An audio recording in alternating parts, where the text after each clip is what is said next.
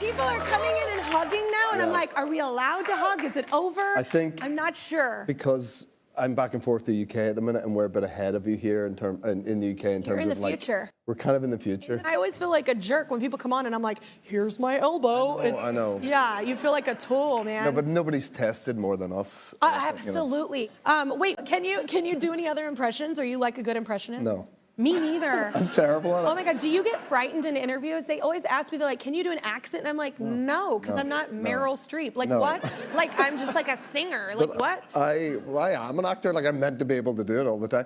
You know what I think it is? But actors can do it. I can mimic, like, if I can do it, like, straight away after. I'm fine with if that. somebody does it, I can do it. Yes. Yeah. And if I'm doing it for a job and I've had all months to prepare, sure, of course, but I can't just like jump into it like some people can. Well, it's so funny because to me, you have just such a thick accent, so I'm like, that must be hell to try and lose. Well, I have a thick accent, so. Yeah, it's nice. The last couple of things I've done, Belfast and The Tourist, I get to use my own accent. It's much easier. It's a cool accent. You should just use it all the time. Because you have a very musical household. Your wife is a composer. Yeah, I remember you telling me that before. So do you sing? Do y'all sing, or is it a very musical household? Yeah, I sing too much, I think, around the house. You know, I'm She's one of like, those people, shut up. I have a vast energy, I guess. I'm not very good at being still and being quiet, so I'm always in the house running around. It's a musical house, right? We've got like a couple of pianos in there, a few guitars, and the kids are now starting to learn to play instruments. But I think I sing a lot, and I don't realize I'm doing it. So my wife will be like, be in the kitchen, she'll turn around like, are you serious? I'm like, what? You're doing it again. You've been singing the same line, like, over and over. Like, you don't know the whole song? Often not, you know. But also, but like none of us, like, there's probably only about 3 songs in the world I know all the words to, you know what I mean? And they're all from like junior high. For some reason, we were like 13, we could memorize songs, and then no. Yeah, mine's like Weezer and stuff like that. Weezer, yeah. Yeah, Say It Ain't So. Oh my God, they're a great band live, by the way. All right, back with Jamie Dornan, y'all, give it up! All right, that was a look at his new HBO Max show. The new show is called The Tourist, so explain to everybody what it's about. So we find this guy, me, driving through the Australian Outback, and he's in this little old car, but he's happy, he's singing along to, and then he gets involved in this very intense sort of race, sort of hunt with a big truck. Truck hits him off the road very deliberately.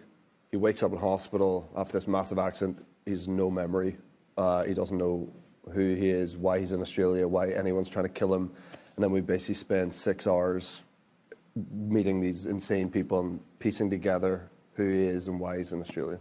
I feel like you're in everything good. I love everything. And by the way, you are. Definitely not. No. And you look like a completely different human with that haircut. That's what's nice about it. You know, like I shot it straight after Belfast, where I'm like very clean, I'm shaven, and all very neat. Who the hell is that? And then I'm that guy, shaved head, big beard. And actually, as we kept going, my beard just got bigger and bigger. I'm more grey, like it's really grey now in my beard, which I'm okay with. That's cool. You know, be okay with it, it's cool. Yeah.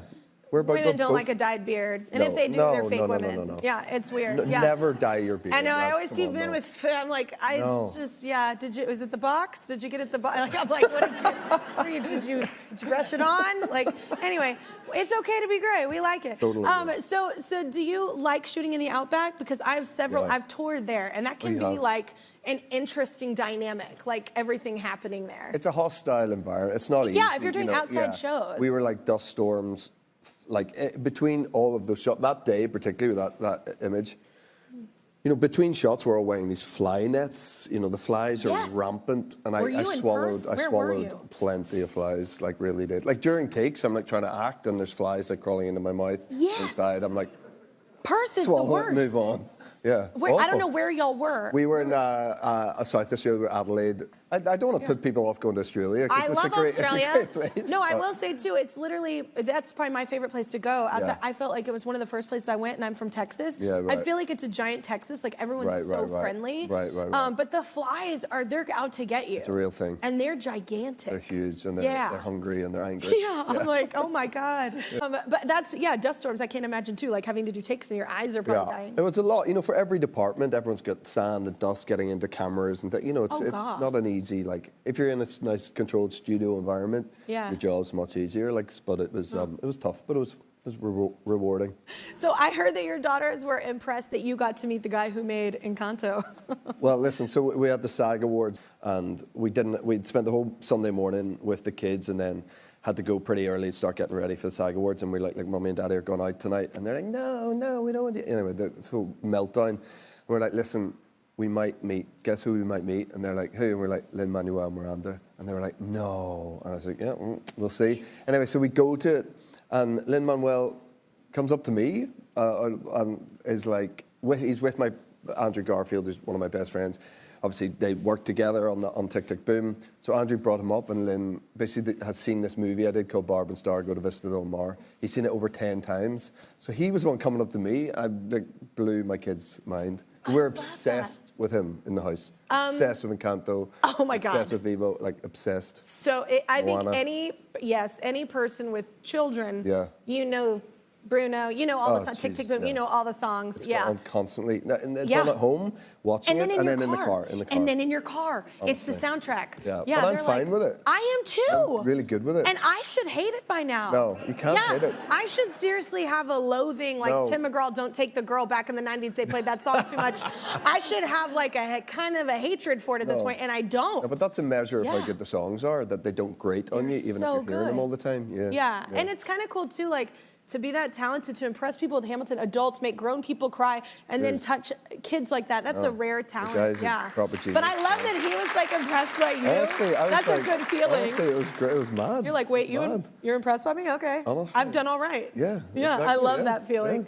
Yeah. So the last time you were here, I gave you an early birthday gift, a Whataburger. So I loved it. Be honest, you loved it? I did love it, yeah. Okay. Yeah. So I'm planning something for you today. Okay. A little bit of a Yeah, look at me going in on that. I was like, I don't care that I'm on national television. I love that. I love that. I like a burger. It was a big bite. Yeah. It was a big bite. What did you bring me? I brought you this so where I come from, specifically in Northern Ireland, we used to have this stuff.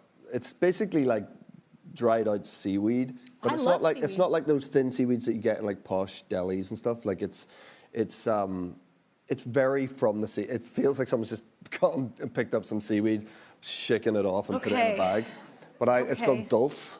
Dulse. Now I like seaweed. What you just described doesn't sound great. It's I like the thinly Himalayan salt. No, it's organic. Like, put it that way. Okay. It's like it's that kind of organic. It's that kind of like Aquaman from the sea. Okay. There you go. Okay. There you go. Okay. Oh no, I like this. Oh, I've had this.